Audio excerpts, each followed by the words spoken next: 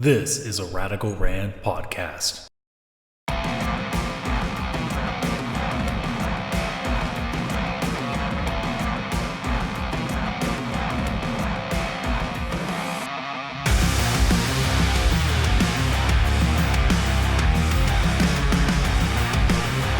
Hello everybody, welcome back to the show, and that is the show with a new name now. So I found out that the hot tag was taken, or at least taken in the sense that there was somebody doing it longer than I was, so I figured it would only be fair to kind of change that around. So it's not nearly as flashy as the hot tag, but the Radical Wrestling Podcast, or RWP, is now in session. We have a lot to talk about All Elite Wrestling, especially because I didn't end up getting another show in. I was trying to do one on Friday, and wasn't able to find the time to do it, so I basically just had to be like, all right, I guess I'm doing everything. So no preview ended up happening for Full Gear, which, I mean, I can tell you straight up, I was right on everything up until the last two matches, and then I was just out to lunch on that. But we're going to talk about a lot, and we're going to try to fit it in an hour as well, because I'm on a strict time limit even today, so I'm not even going to get into any news this week. There wasn't really anything that even caught my attention right away, so I don't feel like bothering with that. So we're going to have 2 episodes of AEW Dark, Dynamite, and Full Gear to talk about. So I'll try to go through these as quickly as I possibly can without kind of just slingshotting my way through it. But first episode of Dark, coming back from, I believe, Charleston, and opening match in this one. This show is a little bit rough, I will admit too, but we'll get to that more as we kind of get onto it. So, opening match was Shawn Spears going up against Michael Nakazawa. And this was alright. It was an okay match at best. I mean, it's a half comedy match. I mean, you're not going to get Nakazawa giving you this 5-star epic chain wrestling match, but we had MJF on Dark during this. I'm trying to remember. I think it was the entire event, if I'm not mistaken. It's been a little bit of time since, but I believe that he did the entire episode of Dark. Spears, thankfully, was growing the beard back, which is a relief because he looks, I don't want to say terrible, but he looks very weird when he had a clean, like 5 o'clock shadow almost. It was strange for the way that he was looking. I mean, seeing a bald guy with no facial hair kind of is one of the stranger things you can see. But in this case, it's like, all right, fine. You know, if he wanted to do it, he did it, and it seemed like it just didn't work, so he grew the beard back, so thank God. Throughout this match, the crowd was definitely over with Nakazawa. I mean, it's not surprising. You know, people do like a fun match once in a blue moon, and Nakazawa definitely brings that. Obviously, usual stuff with him. Goes for the baby oil. You know, he obviously breaks free of Spears. He uses it to also get Spears to trip and fall, which I know it makes no sense, but, you know, you let it go, because especially when it's a dark match, it's suspension of disbelief. You enjoy it for what it is. He at 1.2 even sprays the apron a little bit, and even Tully takes a bit of a tumble on the apron, which was funny.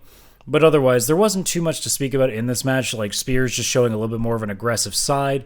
He does go, or Nakazawa goes for the thong mandible claw that he does. He fails, and Spears hits what I can only describe as a slingshot jackhammer. So he has Nakazawa up, puts him into the ropes as like a slingshot, and then ends with the jackhammer. So I don't know if he actually calls that move anything, or if that's just how he won. I also find it interesting that, like I said, before, that the idea that it's not just automatically a finisher that ends it, it's just whatever works that night, right? So, I love the fact that matches can be won with roll-ups, matches can be won with, just basic moves. You never know, right? So it's one of those things that was really good. This was not good. So my notes start. The match that we're looking at is Sadie Gibbs and Allie going up against Mercedes Martinez and Big Swole, that being the Mae Young Classic Ariel Monroe. I put at the beginning of my notes, thank God those two are here, that being Martinez and Swole, because I've been mentioning for a while the women have been struggling. At least for a lot of the talent that aren't just Riho and all the new names that they've been bringing in lately, like Jamie Hayter, Shanna, people like that. Again, Allie gets the pyro, I should say. I still don't understand why she gets pyro and all the other women on the show aren't. Like, even Riho, if I remember correctly, isn't getting pyro, which is like, what is going on? And Ali does not deserve it, as far as I'm concerned, and this match, again, shows that. Throughout the match, a lot of stuff just doesn't look that interesting. Ali had a really, really weak-looking senton on Martinez. Didn't look like it would have hurt at all. Gibbs tried to go for a submission, I think, and then she just changed her mind and went for a tag, so it seems like she got lost during the match. Gibbs, I'm not nearly as mad at with as I am with Ali, but Gibbs still looks like she's way too green for this as well. If anything, Gibbs could, get away if she just, does power moves and doesn't sell as much, but now that we have Nyla Rose doing what she's doing and Awesome Kong seems to be starting to make a bit of a push in here, we've already got people that can do that and do it better, so it's one of those things where there's a few people on this roster that just are not going to cut it yet, and they need to either go and get some more reps in somewhere else, or maybe this just is their only chance and they failed. But this is the way I'm looking at it. There were more rough cuts in this match, and that's 2 matches in a row that Ali's been involved in the match where the camera makes a leap in time, where the people are no longer in the place they were in a split second. And again, I don't know if they're hiding stuff, if they're cutting down time, but it's the only match that seems to be doing this, so something's up here. That's just, I don't know how to explain that, because I thought initially it was a time thing, but because now it's 2 Ali matches in a row, and it's happened, and no other match on these 2 Dark shows have had it, I'm thinking, what the hell's going on here? But that's that. Martinez at least has some sort of offense in here. She gets the 3 amigos going, a la Eddie Guerrero, except the third suplex, she delays it. She just hangs, I think it was Ali up for a little while, and then hits a brainbuster at the end. My notes here also say, the more I watch Ali, the weaker her offense looks, 0 impact. And this is a thing that I said to my friends. I don't know if I've said it on the show yet, but I am getting really tired of these women's matches where they're trying to hit these moves, like running into the corner with a clothesline, and there's just no speed, there's no impact. It just doesn't look good. It doesn't look like there's any pain being inflicted. It just looks like she's running and then stopping last second to just, kind of take all the momentum out. It just doesn't look good at all. Sadie Gibbs tried to hit a handspring moonsault to the outside. Her rotation just didn't go very well. It looked like she basically kicked Martinez in the face, and that didn't look great. And eventually, and this is where I also got really upset, Sadie Gibbs pins Big Swole with a moonsault, and that's the end of the match. So it was a terribly long match. I'm pretty sure this went 15 minutes, and it didn't need to, and there was nothing really to speak of other than Martinez with those 3 amigos. That was really it. Swole didn't really even get to do too much that was interesting, and no one could save it. And, if this is people's first, match seeing Swole and Martinez, thankfully Swole had a chance on the next episode of Dark to at least be a little bit better. But man, if this is your first time seeing Mercedes Martinez and you're seeing her in this kind of a match, you're thinking, oh, she's a 15-year veteran, but she doesn't look that good. Well, that's because she was put in the ring with 2 people that just can't fucking wrestle right now. And I've seen people say, oh, well, Ali, when she was Cherry Bomb and Shimmer and when she was in Impact, she was a lot better than this. I don't honestly care. I'm at the point now that it's look, I don't care if she was a 5-star ring general in Shimmer. She's not wrestling 5-star matches now. She's not even wrestling 2-star matches right now. She is terrible in the ring right now, and I don't like saying that. I put a big tweet out, even penciled in AEW, where I just said, look, guys, if you want people to take this women's promotion seriously, if you want to take this women's division seriously, you have to get people that can fucking go. Because you have people right now that people are watching, whether it's on Dynamite or Dark, doesn't matter. You're seeing people that look as bad as the divas do on WWE, and you cannot do that if you want to be taken seriously in this department. And I know they do, because they want to be an all-inclusive promotion, which means the women have to shine just as much. And I will say this right now, I cannot count, at least at this point in the week, I could not count on one hand good women's matches on the show. In order to get 5 matches on my hand, I would at least have to put 2 matches in that I didn't like.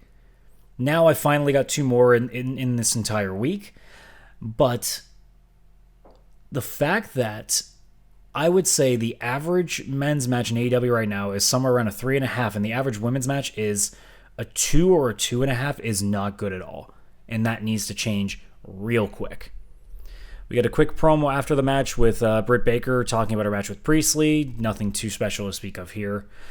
We had an undesirable to undeniable with Jimmy Havoc, which these interviews, like, I can't say too much about them, but I like it because it's an introduction for people to some of these guys that, either you haven't seen before, you haven't seen much of, or, it's at least a little segment to get, some guys some extra talking space. So that was kind of cool. And we led into our main event here, which was Joey Janela and Jimmy Havoc teaming up to face the Jurassic Express, that being Marco Stunt, who is now sporting a Luchasaurus mask at the beginning of the entrance, and they started calling him the Babysaurus, which is funny. And then Jungle Boy, who is doing his best to make this team work. And I don't have a problem with Marco Stunt, but that now with Marco in this team, it's going to be really hard for the Jurassic Express to get really any reps in, maybe even wins in, because with Luchasaurus out, any of the mystique that this team had is kind of gone for the most part. So that's pretty sad. I didn't have too many notes to this match. This is just like a pretty solid tag match. The only two things that I wrote down is I was dying laughing when Excalibur had a "Would you stop" comment to MJF, a la Gorilla Monsoon and Bobby Heenan way back in the day. That made me really happy. That was cool to see. And then near the end of the match, Jimmy Havoc brings in a staple gun. So Janela tagged in, trying to take the spot away from Havoc. So Havoc's like, all right, motherfucker, you do it then. He gives Janela the staple gun, but he staples Havoc instead. And I wonder if maybe that'll lead to something maybe on Dynamite or something later, because Janela was already involved in a different match already. But Janela and Havoc won this match with an avalanche package pile driver to Marco Stunt. Looked like he fucking killed him. That looked amazing. And as the show went off the air, you see a little skit at the end where Tully approaches Janela outside the arena, talks about how Janela, flicked the cigarette at him once and that was disrespectful. So Spears out of nowhere attacks him, and then he grabs a pair of pliers and proceeds to pull out a fucking tooth. You don't actually see it, but you see him like grabbing something, so this show was okay. I mean, the extra episode of Dark that we got on Friday was similar. It was just okay. But I mean, at the same time, you got to remember, like, these Darks really are more Sunday Night Heats than they are actual shows, and we've been getting lucky with some really good ones too. So, if okay is what an episode of Dark is, that's okay, because it was a free show. You're not going to really complain too much. AEW Dynamite. So the next two shows were in Charlotte, North Carolina, home of basically all the iconic, Southern wrestling, WCW. You got the Flares and so much going on. It's a great place for that to be. I'm surprised that they didn't do the pay-per-view there. That would have been an interesting place to go. But they did Dynamite and Dark here. So opening match on Dynamite, we had Pac going up against Trent. Best friends finally getting their first bit of singles action. It makes me think, man, if Chuck Taylor's going to wrestle, I would love to see him go up against a guy like either an Isaiah Cassidy, because I'd like to see them have a scream off, because both of them Chuck used to have the girly scream when he was in like Chikara and places, and then now Isaiah Cassidy is kind of pulling that off.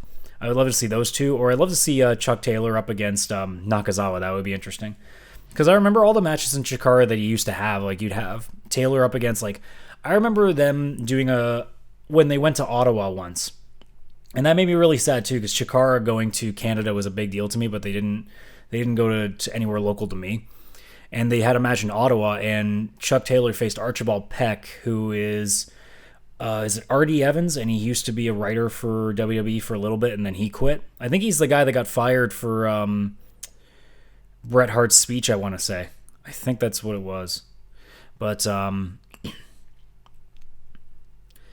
those two had a great match, and it was just funny as hell. So I'd love to see Chuck Taylor doing some comedy singles wrestling again, just to see if he can still pull off what he used to do.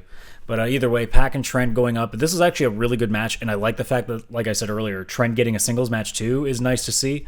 It's why I hope that, when Christopher Daniels would come back, which he did at Full Gear, that, we're going to see him do some single stuff too. I'd like to see it, because the Fallen Angel is a fucking legend, right? So Orange Cassidy did get involved during this match, although Pac kicked him into next week, and that was basically it for him.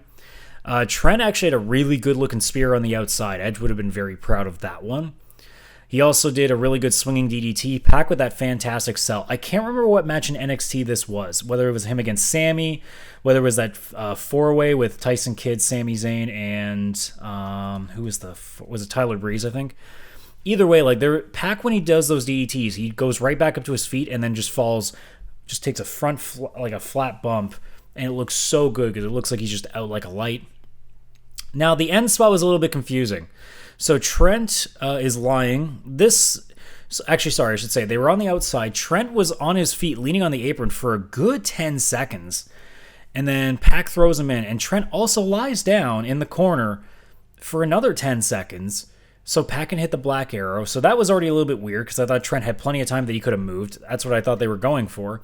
So he hits the Black Arrow, and then Bryce doesn't count the 3. But I didn't see Trent kicking out. I don't know what happened. If maybe he did just slightly get a shoulder up. Maybe some momentum kind of just perked him up. Or maybe Trent's feet were placed a little bit wrong, so his feet were under the ropes and Bryce caught it. But either way, the Black Arrow actually didn't finish it off, which I feel like was supposed to. But Pac then just hits the Brutalizer and the match is over. But that was just a bit of a weird finish. So next up, we had Cody come out to cut his promo before his match with Jericho at Full Gear. So he has an announcement to make. So he talks it up first, takes a bit of an aside. He says, the Inner Circle is strategically set up to take on the Elite, but the Elite themselves have been preparing for the day that somebody picks a bunch of guys to take them on. It turns out it wouldn't really matter at the pay-per-view the following weekend.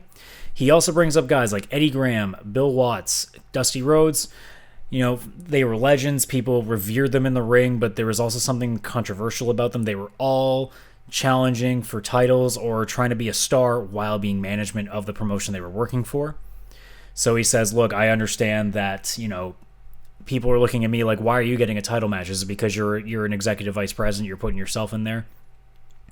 He cuts a little bit of a promo, talking about how he's so proud of the promotion, how the freedom and the inclusivity. He calls AEW the Ellis Island of professional wrestling, which for those who don't know is the island that the Statue of Liberty is from. So basically saying AEW is freedom, essentially. But then he brings up the big guns. He says if he does not beat Chris Jericho at the pay-per-view, he will never challenge for the AEW title again. And I will get into more of that when we get to his match.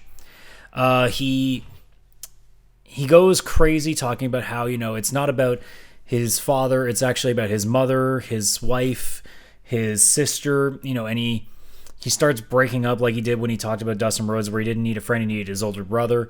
And then he talks about the 14 years, or he took him from being undesirable to ungoddamn deniable.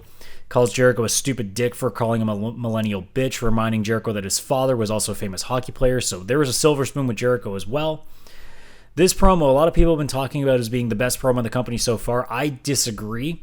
I actually put this third because I think Moxley's had some real interesting violent fire, and the Jericho one was so perfect at getting people over that I think it actually meant more. But realistically speaking, Cody's is the best face promo we've had, without question. And I mean, saying it's the top 3 is not a bad thing considering the other 2 promos that it's next to. So, it's not exactly the worst company to be in, and it's going to be pretty hard for somebody to top one of these 2 or these 3 promos for that matter.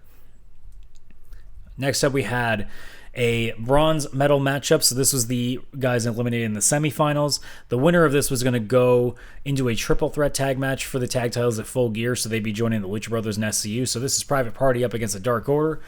In the entrance, when Evil Uno pushed one of the creepers over, the creeper actually knocked one of the lights off the ramp. He hit it with his feet on the way down because he rolled a little bit too far to the edge. That was pretty funny. SCU was in the English booth, the Lucha Brothers in a Spanish booth with Dasha Gonzalez and another guy I've never seen before. So now we're aware that they are doing multi-language stuff, which is not surprising, but it's nice to see that, they're showing off the other tables, whether there's more than that or not. Although I've seen on Fight TV that there's German commentary minimums and French, I believe, as well, so we know of at least 4. Uno has made a change. He is no longer shirtless in the ring, which I'm sure he wouldn't have wanted to do, but I think because there's probably enough people being like, look, he doesn't look like a wrestler when he's got really massive man boobs going on. I mean, it's kind of hypocritical because back in the day, that's basically what every wrestler was. They were all beer belly, man boob looking guys, but if this is what we want in 2019, it is what it is. Not too much to note of here. Like a lot of these matches, I'm starting to find that it's like now that we've seen so many spots, you got to do something a little bit more crazy or a little bit more unique for me to like put it down in my notes now. So for the most part, like a lot of these matches are just solid, and I'll maybe note a few little things that I saw that were kind of cool. And in this case, the one cool thing that I saw was normally when you see the faces get a hot tag, obviously they kick some ass. Mark Quinn gets the hot tag from Isaiah Cassidy, but the Dark Order just immediately put him down. Like nothing. Like no offense in. I love that. Because again, the psychology, you're so used to the same thing. And the hot tag, because normally with the hot tag, you get so close to the tag, but you can't make it. And then when you finally get the hot tag, that's when the faces get moving and the fans can get back in.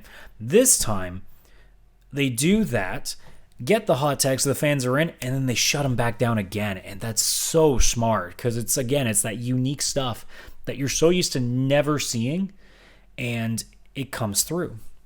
So I love that. In the end, Private Party does win, though. They get the gin and juice, and Mark Quinn pinning Stu Grayson for the win, so Private Party would join the triple threat match at Full Gear. We get a amazing vignette. So Jericho is basically mocking the Cody vignette that played a couple weeks ago, talking about his match at Full Gear. Sammy is going up to Jericho, talking to him about which bubbly they should get. Like one's low carbs and the other is like just better taste. And Jericho's like half listening. He gets up, says, "Sure, let's go with that," and then kisses Sammy on the forehead and then walks off. Sammy, Santana, Ortiz are all talking about him. Hager gets shown, but he never actually says anything. I think the most you get at him is just like a breath.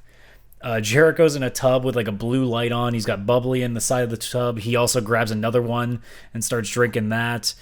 Virgil friggin' shows up. He's called Soul Train Jones now. So Soul Train Jones is all elite. And then we see Patricia Bobsky, which is a fucking Southpaw reference. And it also says Chris's friend's aunt's, from church or something like that. It's like something weird. Chris's aunt's friend from church or something. Fucking ridiculous. And the woman even goes like, it's this crazy old woman because they're trying to, I guess, make fun of the fact that Cody had his own mother talking in there. And the woman's just like, I know that Jericho's going to kick the shit out of Cody. And it's just so goddamn funny. Everything about that promo was just so stupid and over the top funny. And I was just dying laughing in that. That was a great, great vignette. We had a couple quicker matches here. We had Emi Sakura and Jamie Hayter going up against Rio and Shauna. Shanna got some real offense. Shanna, I'm trying to figure out which one it is still. But she got some really good offense in there. She was definitely worthy of signing. We also found out later on in the week that Big Swole also got signed. So we're still waiting to hear if Jamie Hayter is getting signed. I've heard people say that she's still wanting to stick with Japan and Stardom, so she's probably more of a part-time thing. Same with Martinez. We haven't heard anything about her. I really hope that she does because that would be a great addition. But there's a lot of potential with Shanna, and I love that we're seeing some girls now that actually have some intensity to them. Same with Hayter. Hayter reminds me a lot of how I looked at Rhea Ripley in the Mae Young Classic the first time I saw her. I see a lot of potential with her as well. And then Shanna, like I said earlier with Ali, no impact in the running attacks. Shanna had some fucking impact to those attacks in the corner. That's what I want to see. I want to see it look like you're taking this seriously and actually trying to hurt your opponent. It's got to look good. But then the shock comes in.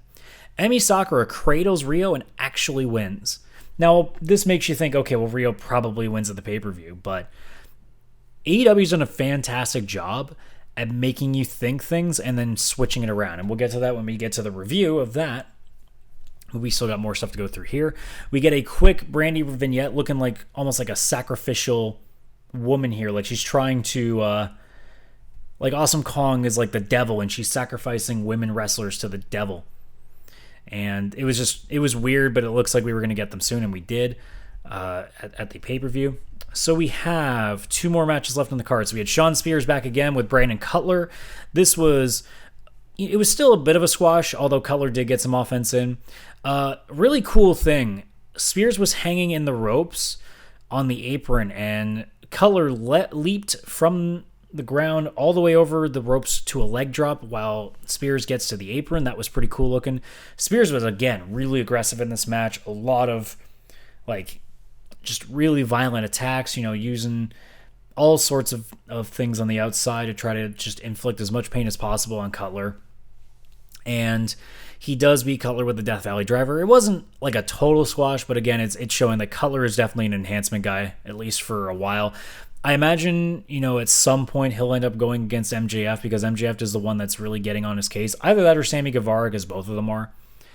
But Cutler, I think at some point will eventually get his moment, but he's going to be very much like a Zack Ryder where, you're not going to see him at the top very, very much. You're not going to see him get a lot of actual wins in here.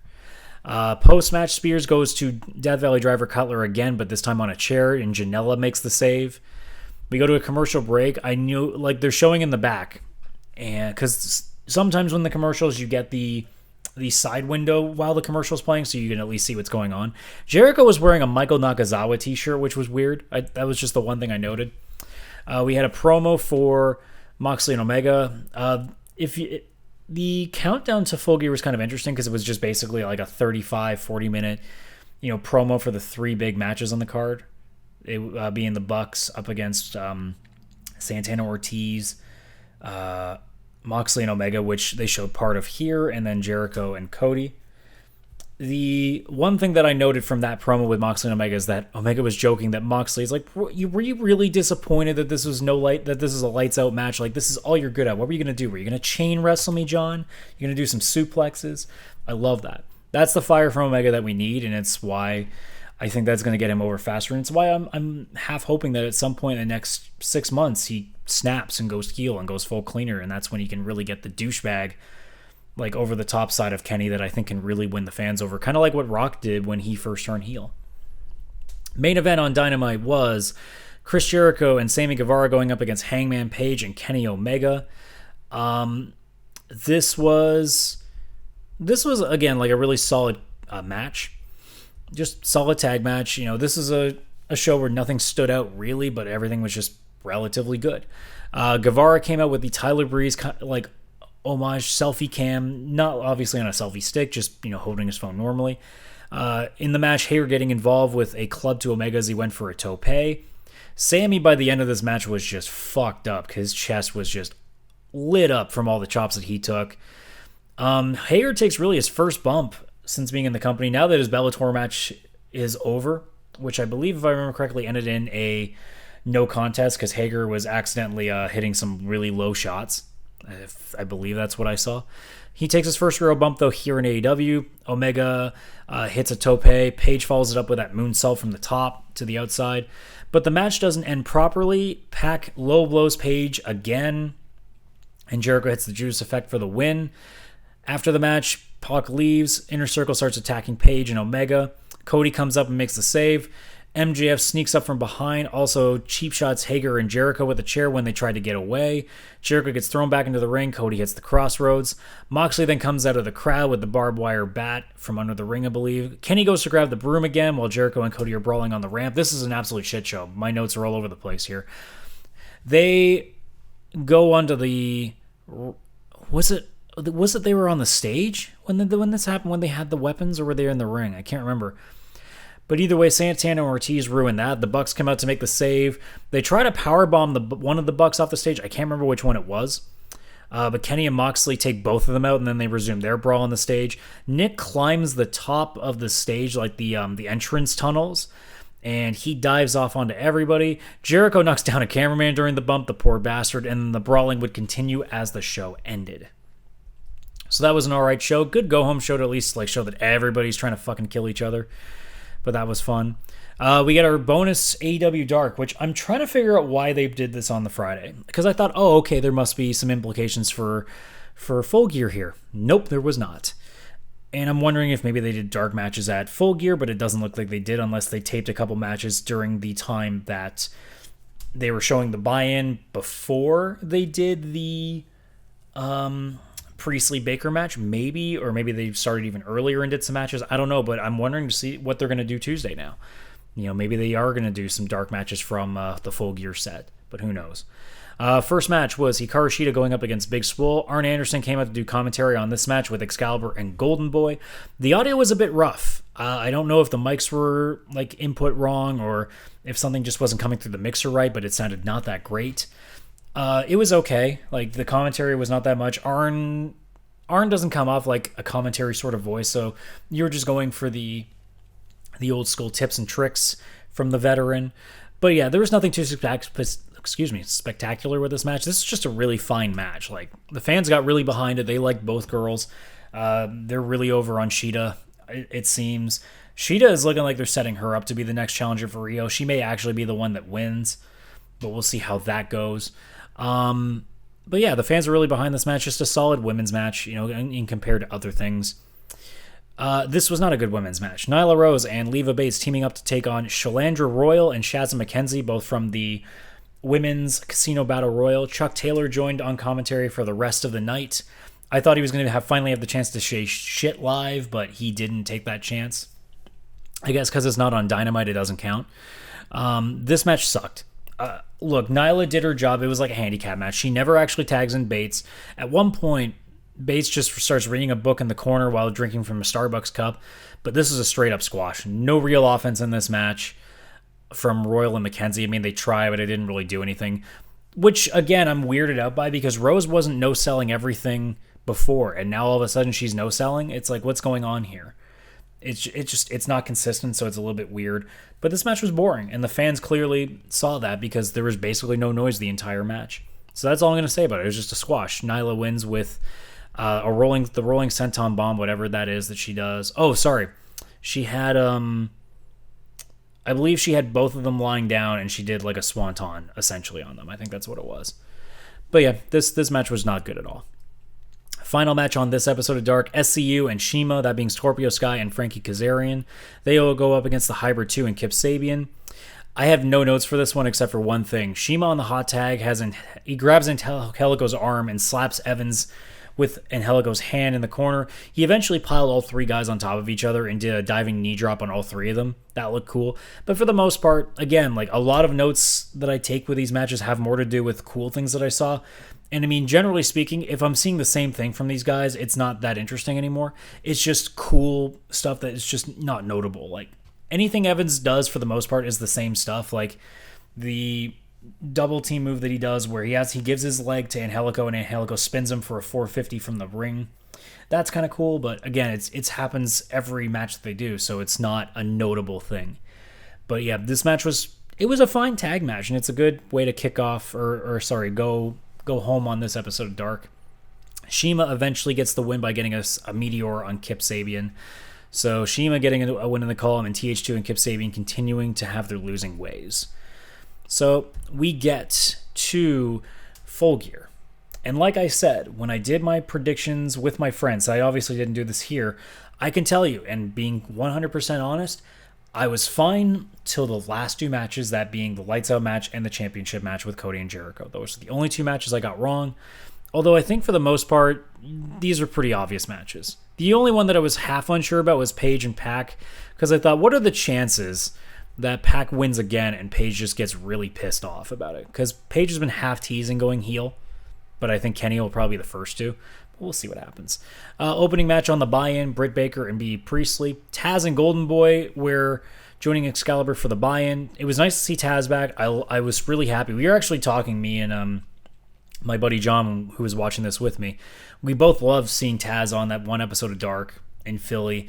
That was cool. So it's nice to see Taz back again. I'd like to see him I don't know if they want to put him on Dynamite, but I'm happy to just see him show up for Dark once in a blue moon, do some stuff, because it's just nostalgia. I love it. The only thing really notable in this match, Baker actually pulled off a half-decent Canadian Destroyer, which I was impressed by, but for the most part, this match was just okay. It wasn't offensively bad like a lot of other Baker matches have been. This one was actually okay. Baker does defeat Priestley in this I guess blood feud, sort of, with the lockjaw. Afterwards, Priestley is still lying in the ring. Brandy and Kong come out to quote-unquote sacrifice Priestley, so they grab this weird little knife, and Excalibur's freaking the fuck out about it, and they just cut a strand of Priestley's hair. I hope to God those were extensions, because that knife didn't cut right away. Like, that's something that they should have been using scissors for. That looked like it could have actually hurt with the nerve endings potentially, but it is what it is. That was just an okay thing for the buy-in. You don't.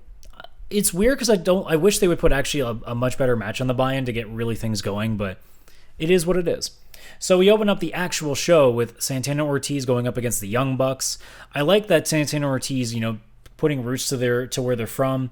Obviously bringing out the Puerto Rico flag, but they're also wearing the Yankee pinstripes on their outfits. This match was also interesting. Speaking of ring psychology, the heels were actually the ones having problems with tags. Usually it's the total opposite. It's the faces having trouble with it. So a couple of times, like, the tag's not working out. There was even a point where Ortiz, I think, got dumped to the outside. Santana went to tag him, realized that he wasn't there, and just goes, fuck. Like, he just knows, like, oh, shit, what am I going to do? At one point, Nick goes for a kick on Ortiz. He misses and hits the ring post, and this was a theme through the entire match that Nick had a bad leg. Ortiz was yelling into the crowd, "I'm a genius," as he just ducked, basically. Ortiz also, fantastic sell jobs from this guy. He gets a good super kick. He almost has a seizure and then just does the flare face first bump into the mat. That looked fantastic. He also does the plank splash, so he doesn't actually get his hands down, which looks like it could hurt so easily if he fucks it up. So at one point towards the end of the match, this is also a really good tag match, by the way. Again, just not a lot of moves that were making me go too over the top and making notes of it here. But it was a very good tag match. At one point, Nick went for the Meltzer driver. He goes to the top of the legs. His leg can't handle the weight, and he collapses. He goes back to the outside, hangs onto the tag rope, and they demand, as Matt is basically out, they want him to tag. They throw. I think they actually threw Matt into the corner, saying, "Nick, you get your ass in here." So he does. In frustration, he just spits his gum at Santana, who proceeds to pick it up off the ring canvas and put it in his own mouth. That elicited a legitimate "you sick fuck" chant. But in the end, Santana Ortiz do defeat the Young Bucks with the Street Sweeper. And afterwards, Guevara comes out post-match.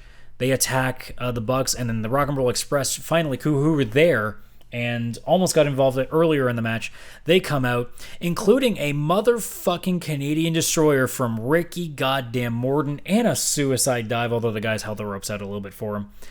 Wow, that was interesting. I mean, I know the Rock and Roll Express are in NWA, so it seems like they're still good to go, but that was just really cool to watch. Next up, Hangman Adam Page up against Pac, the rubber match between the two. They had a chair set up in the corner on the outside at one point. This is also a really good match. Page takes a brainbuster on the chair on the outside. That didn't look good. The chair didn't really give it all either, so Page basically took that all on the chair. There was a really cool spot where Page and Pac are up in the corner. Page picks him up. Almost looked like he was going for, I thought he was just going to go for a suplex, but instead he shifts Pac, and this is all in about half a second. He shifts Pac into a fall-away slam position, gets it off, and somehow is able to protect himself on the way down. That is unbelievable athleticism, because the amount of time that he has to get Pac straightened up, throw him, and then make sure he's tucking his head in so he doesn't land on the back of his fucking head during that spot and break his neck. That is some real athleticism and some real skill. That was very scary to watch, and cool once you realize that everything went fine. Near the end, Page goes for the Deadeye. Pac counters with the Brutalizer, but Page barely manages to get to the ropes.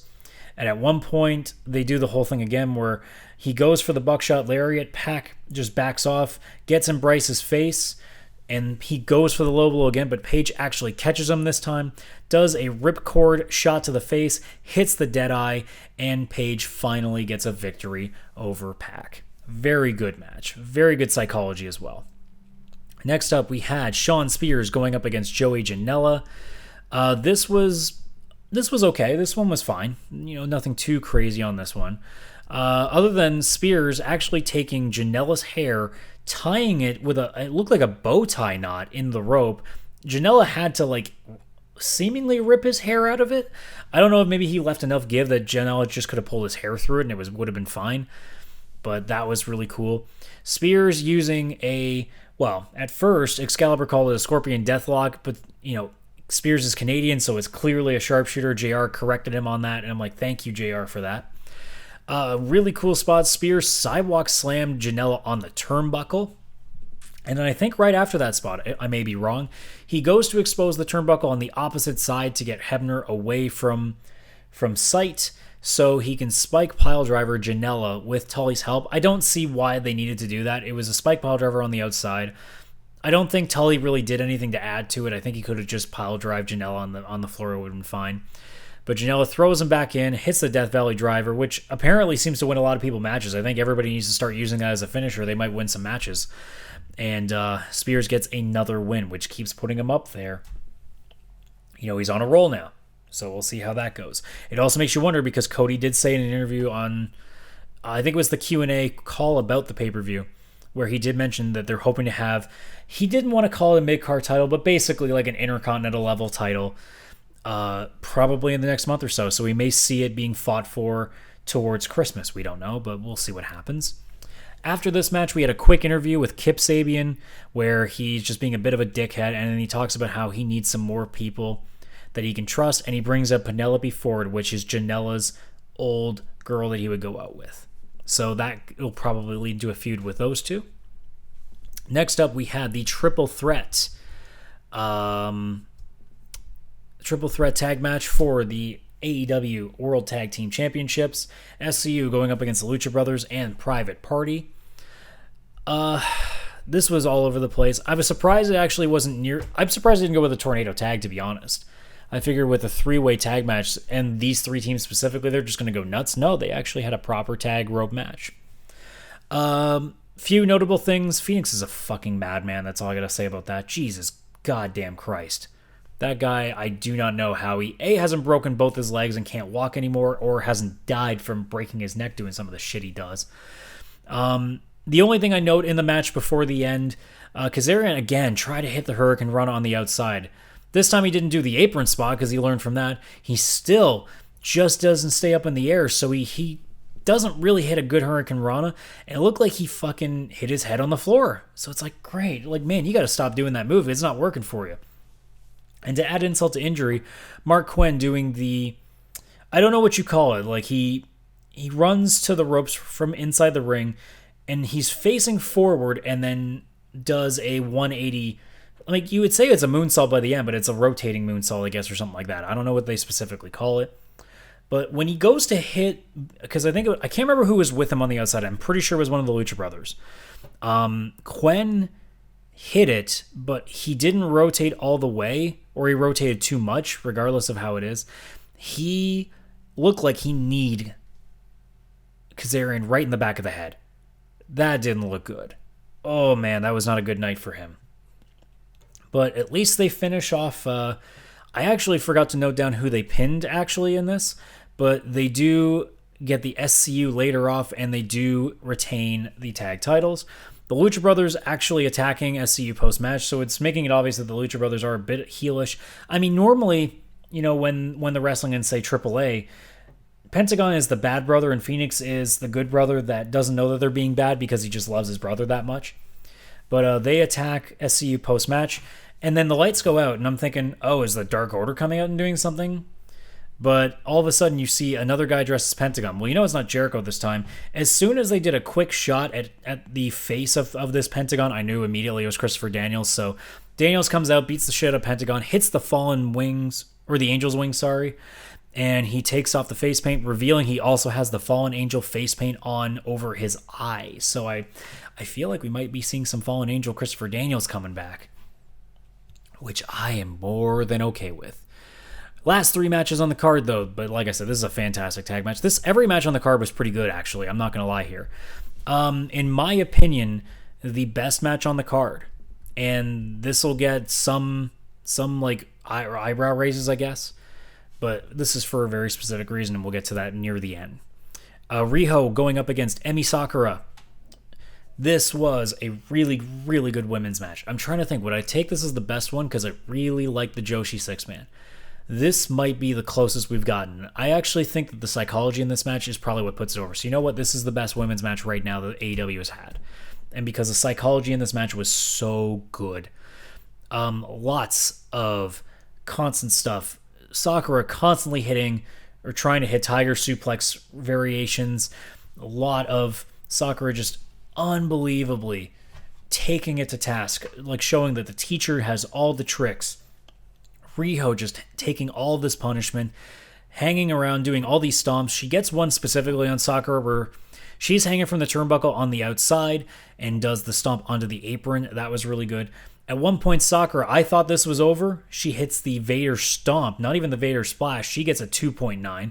Riho with a stomp from the top rope, or the coup de grace, if you want to look at that from a Finn Balor perspective. I thought that might have been the end of it. Nope, it's a 2. It's a 2.9 as well. And then this is where things got really awesome. So towards the end, they're going all over the place.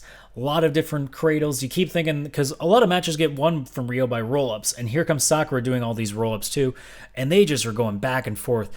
Great chain wrestling with all the cradles. I was getting really into it. I'm like, holy shit, they're going. Like, I'm getting all tensed up because I think Riho might actually be losing this. But eventually, Riho just gets a cradle or a roll-up that she gets the weight on top of Emi's legs, keeping her from having an easy kick out, and does manage to retain again. This was a fantastic match. Great ring psychology. A lot of fun to watch. And if this is the kind of stuff we can see from here on out when it comes to title matches, I'm okay with that because this was fantastic. Second last match on the card. This is where I got things wrong. So I said to my friends before we got to the end, because I assumed the lights out match would have to be last. So I figured in my head, if the match is not last and the title match is the end, Cody is winning outright. My thought process is because since Cody said that if he loses, he will never challenge for the belt again, that the only way this match would end would be by a DQ finish, whether MJF turned on him, whether Marty Scurll came out and turned on Cody, because we know Marty's contract was up this month. We don't know when still, but it looks like they're saving him for another day. Maybe now that MJF has turned, spoiler, maybe there's going to be a little bit more, and they need Marty now to take the spot that MJF, is now left. But let's get into the match itself before we get to the fun. So Jericho was wearing a weight belt with champagne bottles and Le Champion on it. So obviously attention to detail there. It was also his birthday, and the fans were not chanting happy birthday, they were chanting fuck your birthday. That was amazing. So I think the way this match was supposed to go is Cody was going to do a spot where they were going to talk about how his ribs were screwed. So what happened is Cody was going to do a dive to the outside onto that ramp. By the way, I didn't even think to note this. Unique set for Full Gear, and the ramp didn't go all the way down. It went all the way to the ring apron. And I said to my friends, I will be shocked if in the Kenny Omega match he doesn't Snapdragon suplex Moxley off that ramp to the floor like what Kobashi and Masawa would do back in Noah. But it didn't happen, so that was disappointing. But Cody goes to dive out of the ring onto that ramp onto Jericho. Jericho sidesteps. I want to feel like Cody was supposed to hit this just flat and make it seem like he hurt his ribs, and that was going to be the rest of the match. But I think Cody got too much momentum. His hands were down but couldn't keep him up, so he went face first into the ramp and fucked up he had a massive cut above his right eye. And people thought, he bladed. He didn't have time to blade, and you could see with the way the cut was, it was like almost like a U shape.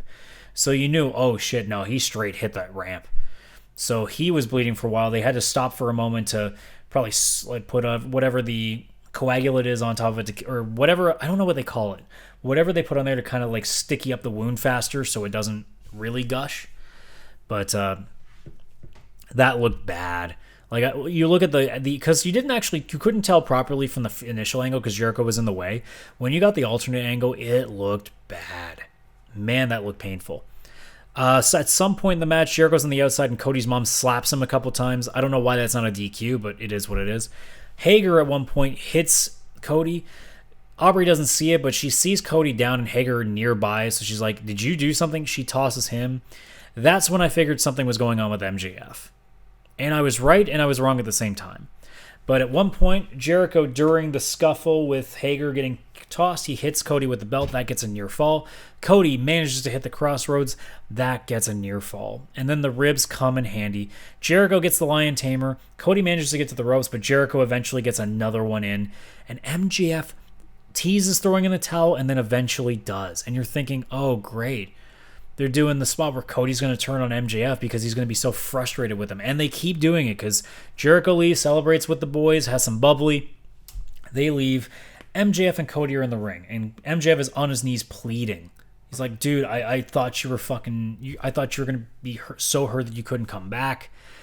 And he's apologizing infinitely. And Cody's doing the thing where he turns his back a bit.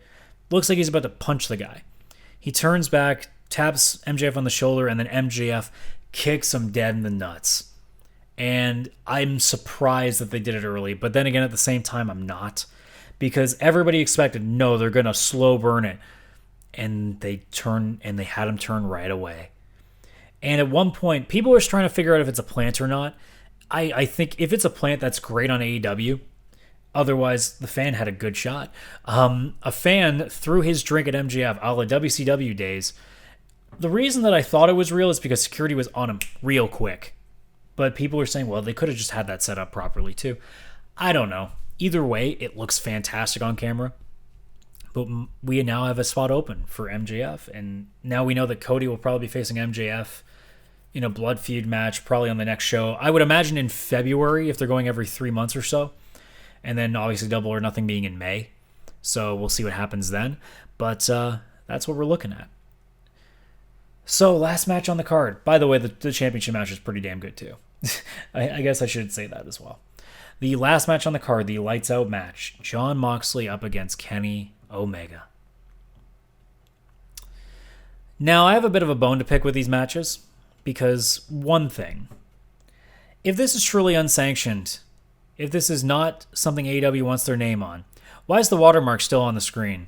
Why do the graphics still come up with the logo? The ref shirt shouldn't have the logo on it. They should be taking down the apron. They should be taking down or at least changing out the apron. They should be taking down the banners on the barricades. All these things. Like the set you can't do anything with. But they should be trying to take down as much as they can to show that this is not an AEW supported event. But that was just one little thing. So they immediately brawl to the outside, go into the crowd. Omega hits Moxley with one of the garbage cans, puts it on top of Moxley, climbs into the stands, and jumps off and does a stomp. I was worried about that because the garbage can looked like it could have slipped on Moxley, or slipped on Omega for that matter, and that could have gone badly, but thank God that worked fine. They get back to the ring, Moxley gets a little bit of offense in, and then immediately goes to the barbed wire bat, and he hits him right away, gets a bunch of shots to the back. Kenny's leaking everywhere on his back. He eventually gets the upper hand on Moxley, goes to the outside, gets the broom with the barbed wire, gets a good couple of shots on Moxley, specifically one on the back of his head that was really gushing. I thought he got him in the neck initially, but no, it was the back of the head.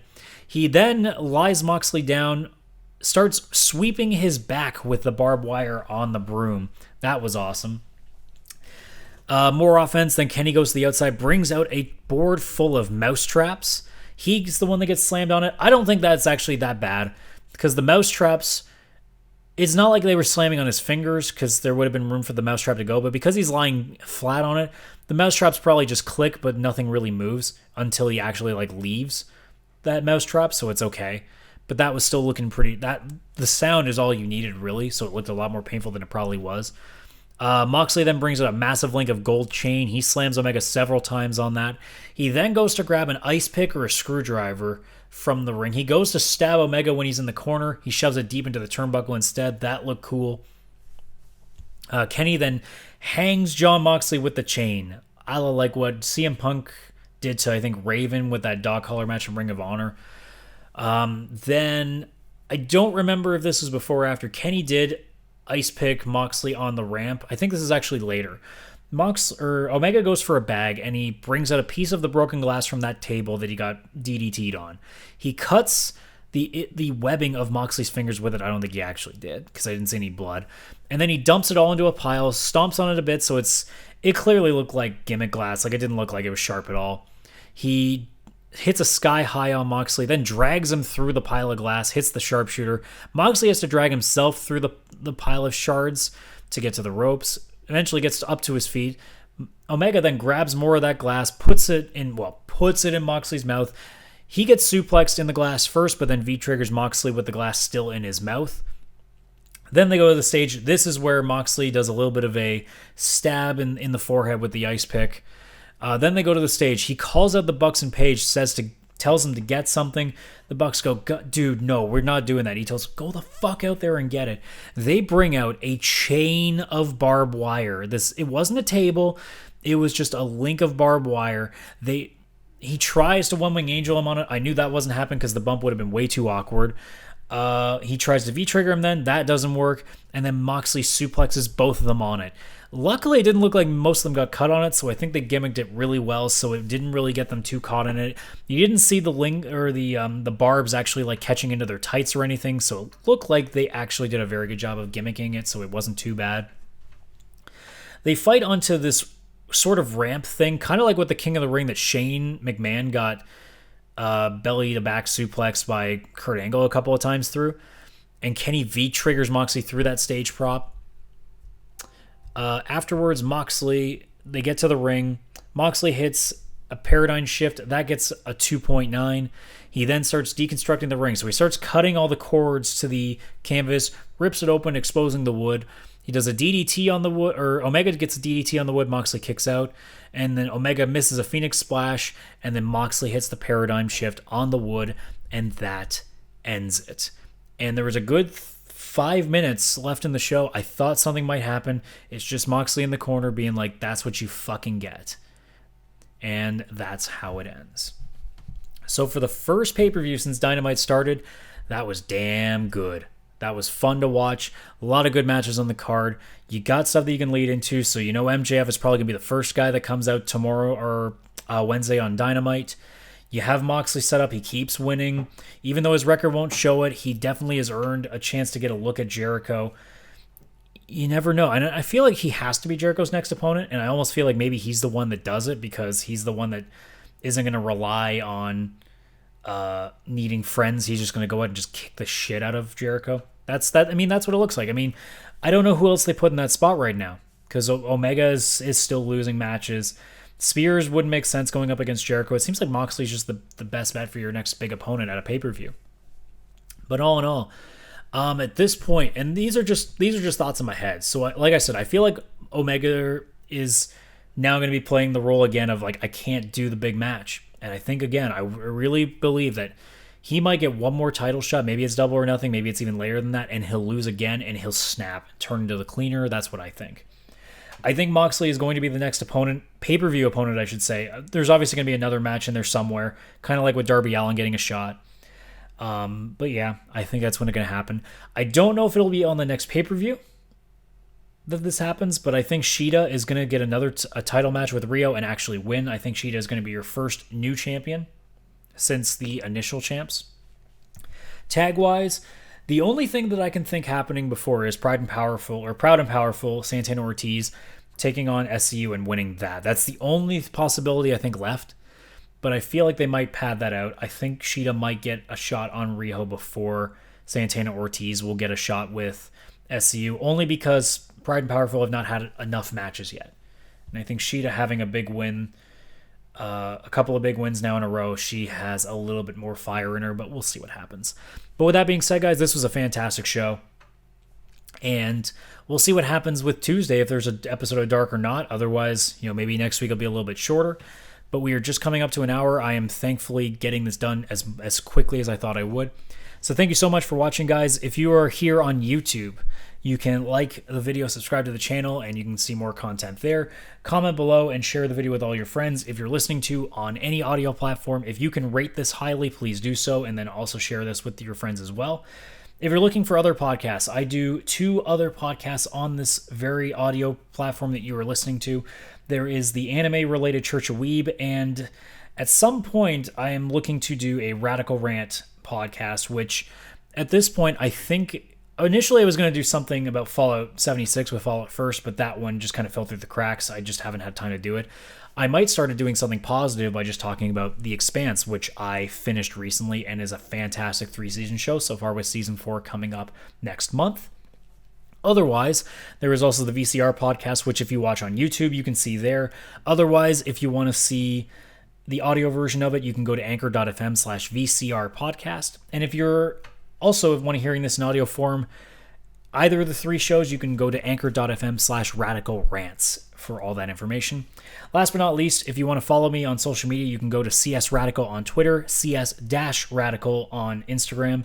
And then if you want to send me any questions, comments, or even just shoot the shit with me, you can email me at askcsradical@gmail.com. So with that being said, guys, thank you so much for listening to the first edition of the Radical Wrestling Podcast, since the hot tag is definitely a name taken, which is sad because I really like the name, but it is what it is. But with that being said, guys, thank you so much, and I will see you on the next episode.